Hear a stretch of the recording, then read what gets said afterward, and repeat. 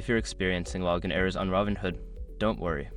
Follow these steps to troubleshoot and resolve the issue. Step 1. Check your internet connection. Ensure that your device is connected to a stable internet connection. Try switching between Wi-Fi and mobile data to see if that resolves the issue. Step 2. Update the app. Make sure you have the latest version of the Robinhood app installed.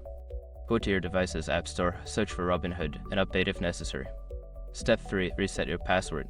Before starting recovery, use the sroc.com link in the description to open the account recovery checklist generator and make sure your verification details are ready.